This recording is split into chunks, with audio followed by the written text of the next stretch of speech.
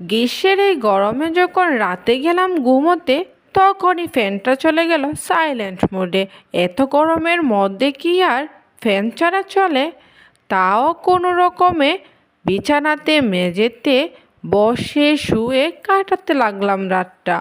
যখনই ভোরের আলো ফুটলো তখনই উঠে চলে গেলাম আস্তে আস্তে হাঁটতে। হাঁটতে হাঁটতে ভাবলাম নদীর তীরটা ঘুরে আসবো।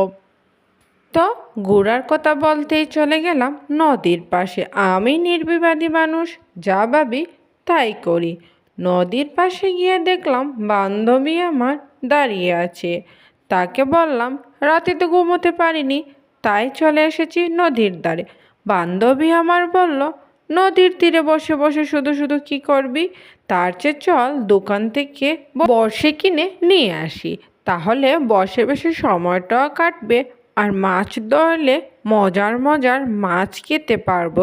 কি বলিস? বান্ধবী বলে কথা, এত ভালো বুদ্ধি দিয়েছে তা কি আর ফেলে রাখা যায়?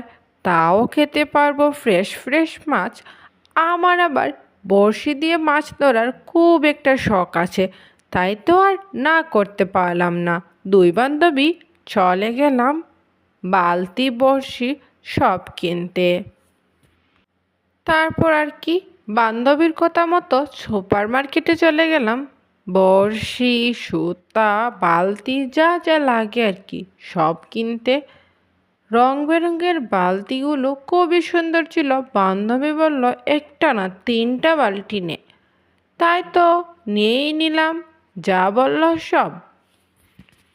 যাক, এবার না হয় দিনটা একটু ভালোই কাটবে। সারাটা রাত ঘুম হয়নি, নদীর তীরে বসে বসে শান্তি মনে মাছ ধরব।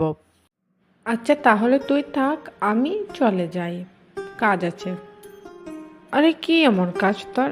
এতক্ষণ আমার সাথে ছিলি, এখন চলে যাবি কেন? চল দুজন মিলে বড়শি দিয়ে মাছ ধরি, ভালোই লাগবে। তুই তোর মাছ ধর, সময় কাটা। আমার অনেক কাজ বাকি আছে। একটা কাজ তো শেষ করলাম, এখন আমি দোকানে গিয়ে ব্যবসা করব বাবার সাথে। ও মা, কি এমন কাজ শেষ করলি? এতক্ষণ তো আমার সাথে গুড়গুড় করছিলি। আর তোদের আবার কিসের দোকান রে? আরে ওই যে বড়শি আর বালতি নিয়েছিলে, এটাই ছিল আমাদের দোকান।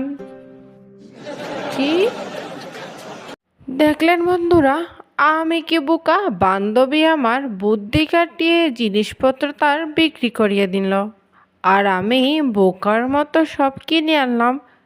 তা মন্দ হয়নি। একই শিলায় প্রাকৃতিক সৌন্দর্য উপভোগ করতে করতে মাছ ধরতে পারবো।